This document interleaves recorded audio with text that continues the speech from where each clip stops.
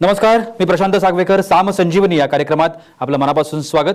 आज आपण चर्चा करतोय लठ्ठपणा आणि श्वसनाचा त्रास या विषयावर आणि यावर मार्गदर्शन करण्यासाठी आज आपल्यासोबत आहेत bariatric surgeon doctor Manish Motwani. आपण सरांचं स्वागत करूया. सर, कार्यक्रमात मनापासून स्वागत. कार्यक्रमाला सुरुवात करायची आहे, मात्र त्याआधी आपण सरांची थोडक्यात ओळख करून घेऊया. डॉक्टर मनीष मोटवानी हे बेरियाट्रिक वेट लॉस सर्जरीचे सर्जन आहेत. तसंच त्यांनी सिंगापूर येथून ॲडव्हान्स लेप्रोस्कोपिक सर्जरीचा डिप्लोमा पूर्ण केला आहे. ब्रुज ब्रुसेल्स आणि लिओन फ्रान्स इथं लेप्रोस्कोपिक वेट लॉस सर्जरीची फेलोशिप त्यांना मिळाली आहे. त्यांनी ॲडव्हान्स्ड आणि रिव्हिजनल सर्जरीमध्ये फेलोशिप प्राप्त केलेली आहे. बेसिक आणि ॲडव्हान्स लेप्रोस्कोपिक सर्जरी या विषयासाठी राष्ट्रीय आंतरराष्ट्रीय पातळीवर प्राध्यापक प्रशिक्षित ते आहेत. त्यांनी गेल्या 20 वर्षांमध्ये लठ्ठपणा दूर करण्याच्या हजारो शस्त्रक्रिया केलेल्या असून लोकांचं दैनंदिन जीवन सुसह्य आणि आनंदी बनवलेलं आहे. विविध प्रादेशिक आणि राष्ट्रीय दूरदर्शन वृत्तवाहिन्या तसंच आपली त्या ठिकाणी त्यांनी उपस्थिती लावलेलीच आहे. त्याच पद्धतीनं विविध वृत्तपत्रांमधून त्यांनी 100हून अधिक लेख देखील लिहिलेत. Centre of excellence in bariatric surgery या आस्था हेल्थ केअरचे ते संस्थापक आणि संचालक आहेत. इंटरनॅशनल एक्सलन्स फेडरेशनकडून त्यांचा बहुमान देखील झालेला आहे. मुंबईतल्या फक्त 2 डॉक्टर्सना आणि हॉस्पिटल्सना हा प्रथितयश बहुमान मिळालेला आहे आणि संपूर्ण भारतात केवळ 10 जण आहेत. चला तर मग आजच्या कार्यक्रमाला सुरुवात करूया. सर, पुन्हा एकदा स्वागत कार्यक्रमामध्ये. लठ्ठपणा आणि श्वसनाचे त्रास या 2 गोष्टींचा परस्पर संबंध असतो का आणि तो कशा पद्धतीचा असतो? बघा, लठ्ठपणा एक आजार आहे आणि लठ्ठपणा 100 वेगळ्या आजारांचा मूल कारण आहे. बरोबर. जेव्हा लठ्ठपणा येतो स्वतःबरोबर भरपूर आजार घेऊन येतो. तसंच एक आजार आहे श्वास घेण्यात त्रास. आणि ह्या व्हायचे कारण काय आहे? नॉर्मली जेव्हा आपण श्वास घेतो तर आपले फुफ्फुस असतात ते फुगतात आणि शरीराला ऑक्सिजन मिळतो. आणि जेव्हा आपण हवा सोडतो ते आपले फुफ्फुस नॉर्मल जागेवर येतात आणि हवा शरीरातून बाहेर निघते. तर हा प्रोसेस आपल्या शरीरासाठी खूप इम्पॉर्टंट आहे. आपल्याला जिवंत ठेवण्यासाठी किंवा हे आपल्यासाठी खूप इम्पॉर्टंट आहे. जेव्हा आपल्या शरीरात वजन वाढतो, चरबी वाढते, तर ही चरबी भरपूर जाग्यांवर वाढते. मानेमध्ये वाढते, छातीत वाढते, पोटात वाढते आणि त्यामुळे आपल्या फुफ्फुसला किंवा शरीराला ते लंग्सला पूर्ण एक्सपांड व्हायला जागा मिळत नाही आणि त्या रिस्ट्रिक्शनमुळे सुद्धा आपल्याला श्वास घेण्यात त्रास होतो आणि ब्रेथलेसनेस होऊ शकते. नक्की. सर, थोडं अंतर चाललं तरी काही जणांना श्वसनाचा त्रास होतो. म्हणजे अगदी धापा टाकल्यासारखं होतं, अगदी थोडक्यात चालल्यानंतर सुद्धा. मग हा जो काही त्रास होतो हा लठ्ठपणामुळे होतो असं आपल्याला म्हणता येतं का? बघा, जेव्हा लठ्ठपणा होणार तर आपल्याला आपलं शरीर वाढतो.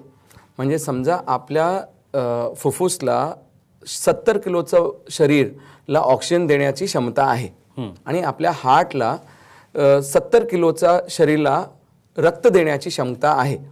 तर जेव्हा आपला वजन 70पेक्षा 110 किंवा 120 किंवा 140 किलो होऊन जातो तर लंग्सला आणि हार्टला म्हणजे हृदयाला आणि फुफ्फुसला ओव्हरटाईम करावा लागतो फक्त शरीराची डिमांड्स पूर्ण करण्यासाठी. आता हे करण्यातच ते डबल मेहनत करतात. त्याच्यानंतर जर माणसाला जास्त चालावं लागलं किंवा जास्त मेहनत करावी लागली किंवा सीडी चढावी लागली तर तेव्हा आपले फुफ्फुस आणि हृदय इतकं एक्स्ट्रा काम नाही करू शकतात आणि आपल्याला दम वाटायला सुरू करतो. जसं तुम्ही आता या स्लाइडमध्ये बघणार, या स्लाइडमध्ये हा आपले पेशंट आहेत मिस्टर संतोष नायडू.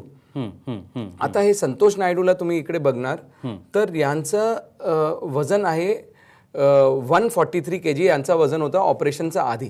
बरोबर. आणि ऑपरेशन करच्या टाइमला ते माझ्याकडे जो मेन कंप्लेंट घेऊन आला होता की डॉक्टर, मी थोडं पण चालतो तर मला दम लागायला सुरू होतो आणि मी माझं काय जास्त काम करू शकत नाही. तर हा माणूस आधी खूप काम करायचा, तेव्हा तो 2-2, 4-4 किलोमीटर चालायचा. पण हळूहळू त्याने त्यांची सीमा जे आहे ते कमी करत गेले, ते कम्फर्ट झोन कमी करत गेले. ते 2 किलोमीटरच्या ऐवजी 1 किलोमीटर चालायला सुरू केलं, 1 किलोमीटरच्या ऐवजी 500 मीटर सुरू केलं. पण मग असं टाईम आला की थोडं पण काम करायचं आणि दम लागायचं. ते आमच्याकडे आले ऑपरेशनसाठी. ऑपरेशनचा 7 महिन्यात तुम्ही बघितलं त्यांचं 70 किलो वजन झालेलं आहे. आणि 70 किलो वजन झालं ते एक गोष्ट आहे, त्याच्यानंतर ते 7-7 किलोमीटर धावायला करायला सुरू केलं त्यांनी. म्हणजे त्यांची लाईफ पूर्ण चेंज झाली. असेच आमचे दुसरे पेशंट तुम्ही बघणार, सुनीता कत्रे, हे एक टीचर आहेत. तर यांना तर 4 कदम चालले की दम लागायचं. थोडं कंटिन्युअस जेवण करायला सुरू केलं तर पण दम लागायचं. तुमच्याबरोबर जर ते 2 मिनिटं बोलायला सुरू केलं, बोलताना सुद्धा त्यांना एक पॅराग्राफमध्ये दम लागायचं. यांचं वजन होतं 138 kg, ऑपरेशनचा 7 महिन्यात 72 किलो. आणि यांच्यामध्ये तर इतका फरक पडलाय की एक टीचर बाय प्रोफेशन आहे, बोलताना जर दम लागते तर कसं काम करणार. बट आता त्यांची लाईफ कम्प्लिटली चेंज झाली आहे, एकदम टोटली रिन्यूड लाईफ झालेली आहे त्यांची. नक्की. सर, एक वेगळा प्रश्न, लठ्ठपणा म्हणजे नक्की काय, आणि लठ्ठपणा, मी लठ्ठ आहे किंवा मला लठ्ठपणाचा आजार आहे, हे कसं ओळखायचं असतं? बघा, लठ्ठपणा म्हणजे जेव्हा आपल्या शरीरात जितकं, प्रत्येक शरीरात चरबी असणं आवश्यक आहे, बरोबर, पण जेव्हा तो चरबीचा प्रकार जास्त वाढतो आणि आपलं वजन एक पर्टिक्युलर लेवलपेक्षा जास्त वाढतो, तर आपल्या शरीरात लठ्ठपणा आलाय असं आपण म्हणतो. आधी ते ओव्हरवेट होणार पेशंट, मग लठ्ठ होणार, मग अतिलठ्ठपणा येऊ शकतो. तर जेव्हा आपला वजन खूपच जास्त वाढतो तर आपण त्याला लठ्ठपणा किंवा अतिलठ्ठपणा म्हणतो, पण त्याला कॅल्क्युलेट करणं आवश्यक आहे. कारण लठ्ठपणा एक आजार आहे, आणि जेव्हा तो एक आजार आहे तर त्याची ट्रीटमेंट पण आजाराप्रमाणे झाली पाहिजे. त्याची ट्रीटमेंट सायंटिफिक मॅनरमध्ये झाली पाहिजे. त्या सायंटिफिक मॅनरसाठी आपण त्याला ग्रेड करणं आवश्यक आहे की पेशंट कोणत्या स्टेजमध्ये आहे, ग्रेड 1, ग्रेड 2, ग्रेड 3. आणि हे ग्रेडिंग आपण करतो on the basis of BMI, म्हणजे बॉडी मास इंडेक्स. म्हणजे आपल्या हाईट प्रमाणे आपलं वजन किती आहे त्याची कॅल्क्युलेशन. जसं आता तुम्ही इकडे स्लाइडमध्ये बघू शकताय, ज्यांचा BMI 25 पेक्षा कमी ते नॉर्मल वेट, जे 25 ते 30 ते ओव्हरवेट, 30 पेक्षा जास्त झालं तर लठ्ठपणा, आणि 40 पेक्षा जास्त गेलं तर अतिलठ्ठपणा. पण एक सामान्य माणसांसाठी ज्याला कॅल्क्युलेट करायचा अजून एक सरळ उपाय आहे. आपण नॉर्मली जे आपली हाईट बघतो ते हाईट आपल्याला सेंटीमीटर्समध्ये कॅल्क्युलेट केली पाहिजे. समजा माझी हाईट 5'5" आहे तर ते 165 सेंटीमीटर झाला. तर तुमची हाईट इन सेंटीमीटर्स, एक खूप चांगली फॉर्म्युला आहे. हाईट इन सेंटीमीटर्स -100 तुमचा ऍक्च्युअल आयडियल वेट असला पाहिजे. हाईट इन सेंटीमीटर्स -100 तुमचा ऍक्च्युअल आयडियल वेट आहे. आणि त्याच्यापेक्षा जर तुमचं 20 किंवा 25 किलो वजन जास्त आहे तर तुम्हाला लठ्ठपणा आलाय. बरं. तर this is a very simple calculation आहे. आपले कोणतेही लोक घरी बसून करू शकतात. फक्त हाईट बघा आणि तुमचे हाईट प्रमाणे तुमचे आयडियल वेट आणि लठ्ठपणा आपण कोणाला सांगतो हे तुम्हाला माहीत पडेल.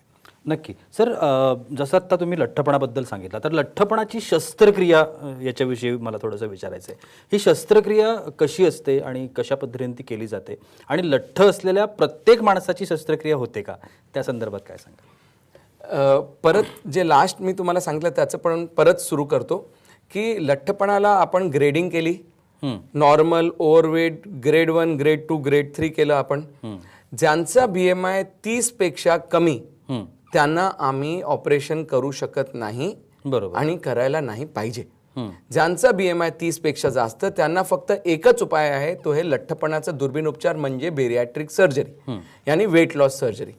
आता जसं तुम्ही या स्लाइडमध्ये बघताय, जेव्हा हा उपचार सुरू झाला इंडियामध्ये 1997ला सुरू झाला, तेव्हा आम्ही असं ऑपरेशन करायचो. दॅट टाइम हा फक्त उघडून ऑपरेशन केला जात होता. पण आता आपण हा ऑपरेशन दुर्बीणने करतो, लॅप्रोस्कोपीने करतो, जिकडे आम्ही 4 किंवा 5 लहान होल बनवून त्याच्यामधून ऑपरेशन करतो. पण आता अजून नवीन उपचार झालेला आहे, ज्याच्यामध्ये आम्ही बेंबीमध्ये फक्त एक होल बनवून आम्ही ऑपरेशन करू शकतो, ज्याच्याने हे पूर्ण दुर्बीण उपचार होणार. आता दुर्बीण उपचारमध्ये काय करतो ते मी तुम्हाला सांगतोय, पण आधी उघडून करायचं, आता उघडून बंद झालेलं आहे. मग लॅप्रोस्कोपिक, जिकडे 4 किंवा 5 होल, आणि मग आता जे नवीन झालेलं आहे, ज्यांना जास्त लोकांना सांगायचं नाही की आमचं ऑपरेशन झालेलं आहे, ते आम्ही बिंबीमध्ये करतो. ते स्कार सुद्धा दिसत नाही. आता हा ऑपरेशन रेग्युलर लॅप्रोस्कोपीमध्ये पण आपण करू शकतो, आम्ही रोबोटिक पण करू शकतो.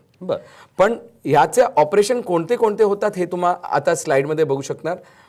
3 प्रकारचे मेन ऑपरेशन असतात: laparoscopic sleeve gastrectomy, laparoscopic gastric bypass आणि मिनी गॅस्ट्रिक बायपास. आता याच्यामधून सगळ्यात जो कॉमन आहे तो आहे स्लीव्ह गॅस्ट्रेक्टमी, ज्याच्यामध्ये आपण जठराची साईज कमी करतो एक स्लीव्ह सारखं, आणि आपण आपलं जेवण करायची कॅपॅसिटी कमी करतो. याच्यावर मी तुम्हाला एक लहान व्हिडिओ दाखवणार आहे. पण याच्यापेक्षा नंतर एक जे दुसरी सर्जरी आलेली आहे, हे मिनी गॅस्ट्रिक बायपास आहे. तर एक दुसरी जी सर्जरी आहे ते हे गॅस्ट्रिक बायपास, ज्याच्यामध्ये आपण सर्जरीमध्ये जठराची साईज कमी करतो आणि इंटेस्टाईन म्हणजे आतडीचं थोडं रिरूटिंग करतो. तर जेवण पण कमी जाणार, आणि जो जेवण जाणार पूर्ण ॲब्झॉर्ब नाही होणार, पूर्ण डायजेस्ट नाही होणार. आता हा नवीन प्रकार जे सुरू झालेला आहे ते मिनी गॅस्ट्रिक बायपास, ज्याच्यामध्ये आपण साईज कमी करतो आणि आपण जेवण करायचं जे पूर्ण ॲब्झॉर्प्शन पण कमी करतो, आणि याच्यामध्ये भरपूर डायबिटीसचा पेशंटला भरपूर फायदा झालेला आहे. त्याच्यामध्ये वजन तर कमी होतं, याच्याबरोबर डायबिटीस सुद्धा कमी होणार. आता स्लीव्ह गॅस्ट्रेक्टमी सर्जरी मी तुम्हाला फक्त एक डेमॉन्स्ट्रेशन दाखवतोय. या सर्जरीमध्ये आपण 4 किंवा 5 लहान होल बनवणार. याच्यामधून माझे लॅप्रोस्कोपीचे ट्रोकार जातात आणि या ट्रोकारमधून माझे लांब आणि पातळ बारीक इन्स्ट्रुमेंट जातात आणि मग एका होलमधून माझा टेलिस्कोप आत जातो. तो टेलिस्कोप कॅमेराला अटॅच असतो. कॅमेरा टीव्हीला, मी टीव्हीमध्ये बघून ऑपरेशन करतो. जसं टेलिस्कोप आत गेलं तर आपल्याला हा जठर नजर येतो. लहान ती लहान गोष्ट 10 गुणा जास्त मोठी दिसणार, म्हणजे ऑपरेशनची बारीकीत खूपच वाढून जाते. आता तुमचं हाईट प्रमाणे तुमचं वजन किती असलं पाहिजे, त्या वजनासाठी किती जेवण गेलं पाहिजे, किती विटॅमिन गेलं पाहिजे, किती प्रोटीन गेलं पाहिजे, किती हॉर्मोन सिक्रेट झालं पाहिजे, किती हळूहळू वजन कमी झालं पाहिजे, हे सगळं कॅल्क्युलेट केल्यानंतर आपण जठरेला 2 भागेत सेपरेट करतो. जो लेफ्टला भाग आहे तो तुमचा ॲक्च्युअल ओरिजिनल भाग आहे, त्याला आपण शरीरातच ठेवणार. जो राईटचा भाग आहे तो तुमचा नाहीच होता, तो वाढलेला आहे, फुगलेला आहे, त्याला आपण त्याच लहान होलमधून काढून घेतो. एकदा तो भाग काढून निघून गेला मग हा आपला जठर राहणार. त्याच्यामध्ये तितकं जेवण जाईल जितकी भूक आहे, जितकी ताकद पाहिजे. जसं आपल्या शरीरात वजन हळूहळू कमी होणार आणि आपल्या शरीरात कधी कोणत्या गोष्टीची कमजोरी नाही येणार. निश्चितपणानं खूप छान असं मार्गदर्शन लठ्ठपणावरती आणि लठ्ठपणाच्या या आजारामुळे कशा पद्धतीनं आपण सगळेजण बेजार झालेलो असतो किंवा समस्यांमध्ये असतो, अडचणींमध्ये असतो आणि मग त्याच आजारांना धरून दुसरे आजार आपल्या शरीरामध्ये निर्माण होऊ शकतात आणि ती भीती आपल्या सगळ्यांना असते. त्याच्यामुळे याच्यावरचे जे काही ठोस उपाय आत्ता सर सांगतायत त्या संदर्भातलं मार्गदर्शन तुम्हाला हवं असेल तर तुम्ही आस्थाला नक्कीच संपर्क करू शकता, ज्यांचे नंबर आत्ता टीव्ही स्क्रीनवरती निश्चितपणानं सुरू आहेत. अजूनही खूप सारे प्रश्न आहेत मनामध्ये, ते सरांना विचारायचे आहेत, पण तुर्तास वेळ होते एका छोट्याशा विश्रांतीची. कुठेही जाऊ नका, पाहत रहा साम संजीवनी.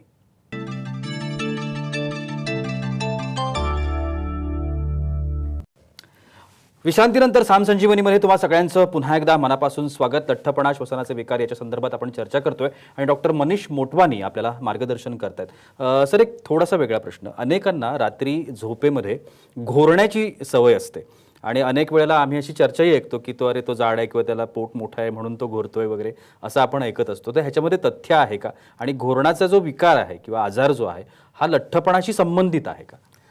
बघा, घोरायचा त्रास ऑलमोस्ट 85% लोकांमध्ये लठ्ठपणामुळे असतो. आणि हे कशामुळे असतो? जेव्हा आपल्या शरीरात लठ्ठपणा आला, चरबीचा प्रकार वाढतो, तर आपल्या मानेत सुद्धा चरबी वाढते. मानेतून जेव्हा जिकडे आपली श्वासनळी जाते त्याच्या बाजूला चरबी इतकी येऊन बसते की जेव्हा आपण झोपतो ती चरबीमुळे ती श्वासनळी दाबली जाते. तर सुरुवातीला आपण फक्त घोरायचा त्रास येतो, म्हणजे जेव्हा श्वासनळी दाबली गेली तर हवा जोराने जाणार, तर श्वासनळीची सीटीचा आवाज म्हणजे घोरणं, म्हणजे त्याच्याने आपल्याला माहीत पडतो की सगळं चांगलं नाही चाललंय. आणि जेव्हा तो जास्त दाबली गेली तर आपल्याला झोपेतून उठावं लागतो. तर असे भरपूर लोक असतात, त्यांना असं वाटतंय की मी रात्री झोपेतून उठतो लघवी करण्यासाठी. ते लघवी करण्यासाठी उठत नाही, त्यांना झोपेत श्वास घ्यायला त्रास होतो त्यामुळे ते उठतात आणि मग ते जाऊन परत झोपतात आणि मग त्यांना झोप येऊ शकते. जसं तुम्ही या स्लाइडमध्ये बघू शकताय, आपल्या मानेच्या बाजूला जेव्हा चरबी येते तर श्वास बघता ते तुम्ही जे ब्ल्यू लाईन आहे ते श्वास जाण्याची जागा आहे. ते आधी नॉर्मली जाऊ शकते, पण जसं आपला चरबी वाढत गेली तर ती जागा आपली कमी होत जाते आणि मग आपल्याला घोरायचा त्रास किंवा झोप नाही येण्याचा त्रास सुरू होतो. असं तुम्ही हे गोष्टी आपले एक पेशंट आहे लक्ष्मण पाटील, त्यांचाच तोंडी ऐकू शकताय की त्यांना याचा कसं त्रास होता आणि कसं त्यांना फायदा झाला याच्यामधून. नक्कीच लक्ष्मण पाटील यांची ही प्रतिक्रिया आहे, ती आपण ऐकूया. मैंने 10 महीना पहले बैरेट्रिक ऑपरेशन किया. ऑपरेशन करने के पीछे का कारण ही ऐसा था क्योंकि मैं पिछले 10-12 साल से वेट लॉस के लिए बहुत ट्राई किया. 10-15 लाख रुपए मैंने ऑलरेडी खर्चा कर दिया, लेकिन कहीं मुझे तसल्ली नहीं मिली. वेट तो कम नहीं हुआ, अलग अलग डिसीज मुझे शुरू हो गए. डायबिटीज मुझे चालू हो गया, उसके बाद बीपी का पेशेंट में बन गया. स्लीप अपनिया का सबसे बड़ा प्रॉब्लम था मेरे लिए, क्योंकि मैं रात भर सो नहीं पाता था और दिन में काम के टाइम पे मैं सोता था, थोड़ा समय मिला तो ऑफिस में भी सोता था. ये सब ड्रॉबैक के लिए एक दिन मैंने जब मनीष सर को सुना टीवी के ऊपर, तो मैंने चाहा कि एक बार आके मैं सर को मिलूं और मैं आस्था हेल्थ केयर सेंटर में आया. सर के साथ बात किया, मैं ये ऑपरेशन करूँगा. ऑपरेशन करने के बाद चौथे दिन जब मैं हॉस्पिटल से निकला तो 150 किलोमीटर ऑलमोस्ट मैं गाड़ी चलाते हुए गया. और गाड़ी चला के गया, ये तो अद्भुतपूर्ण था क्योंकि कोई मान नहीं सकता ये चीज़ को. रात को मैं शांति से सो सकता हूँ और मेरा जो शोरीन का आवाज़ के चलते घोरने का जो आवाज़ आ रहा था वो भी बंद हो गया है. ये सब के ऊपर जब ये पिछले 10 महीने का अगर देखेंगे तो मैंने विदेश टूर भी किया, मैंने 520 पायरी भी चढ़ के गया और अभी तक मैंने 45 केजी वजन लॉस कर लिया है। अगले 8-9 महीने में और मुझे 30 केजी करना ही है। उसके लिए मुझे आदरणीय मनीष सर का सहकार्य कोऑपरेशन मिल रहा है और डेफिनेटली मैं चाहूँगा कि ये मेरे लिए सबसे बड़ा अद्भुतपूर्ण काम हुआ। धन्यवाद। निश्चितपणानं ही प्रतिक्रिया आता आपण ऐकली, अतिशय बोलकी अशी प्रतिक्रिया आपल्याला म्हणता येईल. सर, लठ्ठपणामुळे दुसरे आणखीन कसले आजार होऊ शकतात का? बघा, लठ्ठपणा मोठा आजार आहे आणि त्याच्यामुळे कोणाला डायबिटीज म्हणजे मधुमेह, ब्लड प्रेशर, इनफर्टिलिटी म्हणजे वंदित्व, हार्टचा त्रास, गॉल ब्लॅडरचा त्रास, गुडघेदुखीचा त्रास, असे भरपूर त्रास होऊ शकतात. पण हे त्रास जे आहेत हे तुम्ही पेशंटचाच तोंडी ऐकलं तर तुम्हाला जास्त माहीत पडेल की पेशंट्सला याचे काय काय त्रास होते आणि त्यांना लठ्ठपणाचा दुर्बीण उपचार केल्यानंतर याच्यामध्ये कसा फरक पडलाय. नक्की ऐकूया आपण ही प्रतिक्रिया.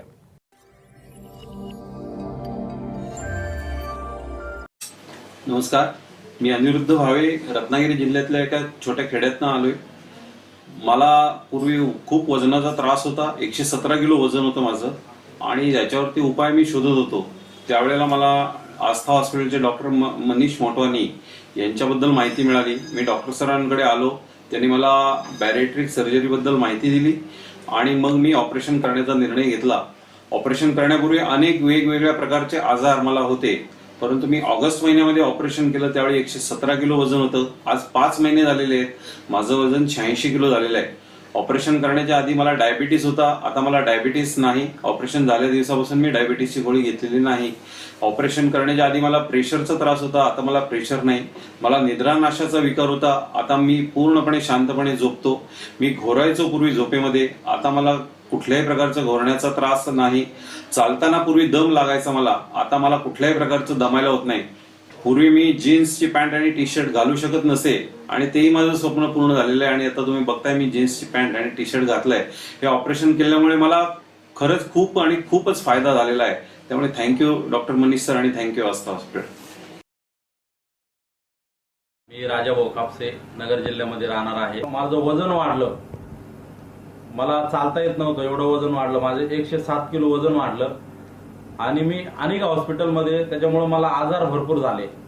ब्लड प्रेशर झालं, शुगर झाली आणि एक ऑक्सिजन घेण्यासाठी मला एक मशीन लावावं लागत होते तोंडाला. पण मी नेटवरती बघितलं आस्था हॉस्पिटल, म्हणे डॉक्टर मनीष मोटवानी यांचं नाव पाहून मी यांच्या हॉस्पिटलमध्ये आलो आणि स्टेटमेंट तिथं मी त्यांच्याशी कन्सल्टिंग केली आणि बघितलं तर खरोखर एकदम चांगलं आणि एवढं म्हणजे जसं मला पाहिजे नव्हतं. का की विदेशामध्ये हे सगळे असे ऑपरेशन होतात. 107 किलो मधून 81 किलो वजन, म्हणजे आज एवढं वजन कमी झालं माझं आणि मला फार आज एवढा आनंद होतो.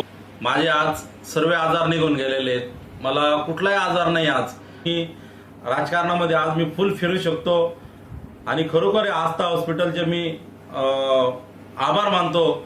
डॉक्टर मनीष मोटवानी यांचे पण सुद्धा आभार मानतो की सगळे श्रेय मी त्यांना देतो. परत मी माझ्या वयाच्या 18 वर्षासाठी, म्हणजे जसा मी आज पूर्वी दिसत होतो, आज मी वयाच्या 18 वर्षासारखा एकदम चांगला आणि तरुण, म्हणजे आज मी 4 ते 5 किलोमीटर 7 किलोमीटर स्वतः चालतो. मला काहीच वाटत नाही आणि कुठलाही आजार नाही मला.